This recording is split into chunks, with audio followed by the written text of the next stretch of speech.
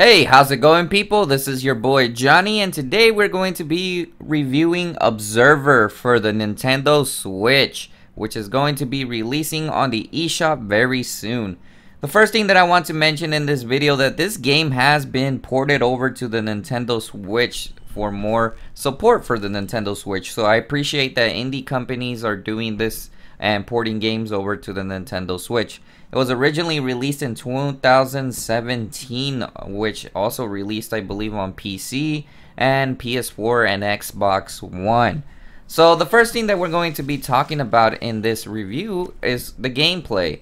So what do I think about the gameplay? The game actually has a pretty solid gameplay if you're into these type of detective mode games. It's in first person view, and basically the gameplay is you analyze stuff around, and sometimes there's some interactions that you can do with people, with chat dialogues, and a bunch of other things that you can do.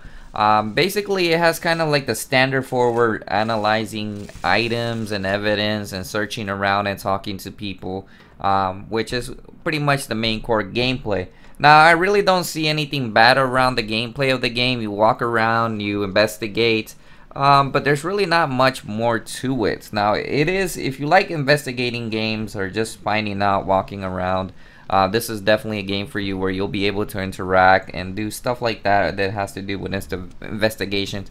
You could say that it's kind of a little bit like Detroit Become Human or any other game that has had stuff where you scan items. I'm not comparing it the same, but it is something like that. So the gameplay is alright for what the game is. You're basically a detective, so it definitely is a good gameplay for the game, in my opinion. Alright, so the next thing that we're going to be talking about in this review are the graphics. And what do I think about the graphics in this game? This game actually has pretty decent graphics, even though I know that it has been downscaled a lot for the Nintendo Switch, because you can definitely see some blurriness around in different locations in the game. I feel like it's actually doing a pretty good amount of stress onto the Nintendo Switch because the graphics seem really high detail. Now, I'm not saying that the graphics in this game is bad. The art design and everything in the game seems really well done, and it really does feel awesome when you're playing the game, because if you look around, the game literally has a kind of like a photorealistic details on certain items that you can see around, and it looks really nice, believe it or not. Even though the resolution has been lowered on the Nintendo Switch, it still runs a pretty well. Believe it or not, I actually was surprised how well it runs on the handheld mode. I thought it looked really nice on the handheld mode when I was playing the game. It just looks like the graphics are still good, and most of the time in handheld mode it does indeed run smooth. I haven't really had that much lagginess. I think I only had a little bit of lagginess when I actually put it onto the television on the dock. For some reason it started lagging a little bit more. Maybe it still needs some more optimization in my opinion, but in handheld mode this game runs pretty well. Sometimes the frames do tend to drop a little bit, but that's when it's like on dock, but it's rarely does. Pretty much the whole time the game will run pretty smooth, so you shouldn't really have to worry about anything. The graphics, the art style in the game look really nice. It feels like a futuristic game with sometimes having these bright color blues, and I think that's pretty amazing. And how well it runs on handheld is still pretty good. So I think the graphics get a really decent amount of praise in this game. They don't really look bad in my opinion. Even the characters that you talk to in there don't really look that bad in my opinion. The sound. Alright, so I have to praise this game on the sound, because personally I think it has a really good soundtrack and it really does fit in with the game. Everything sounds really good, and the sound effects and the dialogue in my opinion are pretty good, especially the detective that you're playing as the main character. I feel like his voice is really good for the role, and I think they did a really good job with the voice acting in the game overall. Personally, I did like the soundtrack that it has in the background. It has like this scary vibe, but it sounds really good, and it interacts with the environments and everything. It just sounds really good. The dialogue of the detective is really good, and also when I was rain pouring outside, I don't know, but for some reason in this game, the rain literally sounds more realistic than other games that I've actually played. Sounds like if it was a realistic thing.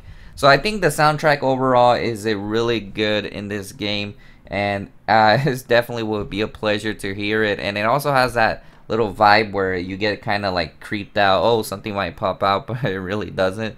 But it does have that vibe where I think the soundtrack was perfect for the game.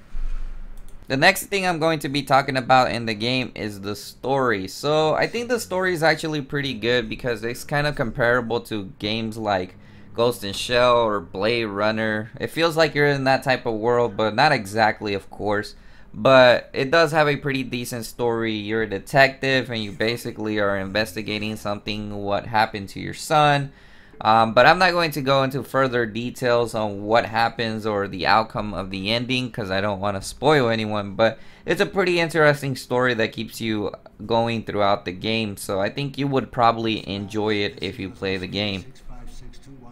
Coming to our conclusion for this review, I will give the game a 7.5 out of 10. So the game is really not bad at all. I'm actually giving it a pretty good review. The only issues that I had with the game is obviously that the graphics have been dumbed down for the Nintendo Switch.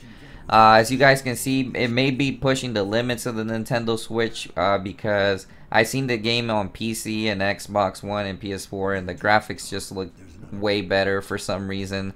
So I'm pretty sure that they dumbed down what could actually be used on the Nintendo Switch, which I'm not saying is a bad thing. They did a really good job porting a game like this over to the Nintendo Switch, and they did their best that probably the limits of the Nintendo Switch can handle. And it doesn't run bad. Like I said, it runs pretty good on handheld mode. But for some reason, when I put it on the television screen, sometimes the frames tend to drop a lot. And I feel like it doesn't really do much improvement on graphics performance. It just upscales it a bit. Other than that, that was pretty much the only issues I had with the game. But if you like these type of games where basically you're a detective in the future, kind of like in a Blade Runner setting, or the soundtrack stuff that you like, futuristic games, I think you should definitely give it a try, especially since it came out on the Nintendo Switch. Believe it or not, I really do respect the indie developers that actually try and support the Nintendo Switch by bringing over releases and porting them over, especially these type of games. So 7.5 I believe is a reasonable score for this game for anyone who is trying to pick it up. It will be available February 7th on the Nintendo eShop, so if you're really excited to try out this game, make sure to get it on the Nintendo eShop. Thanks for watching, guys, and this has been another review video from JohnnyCanal. Peace.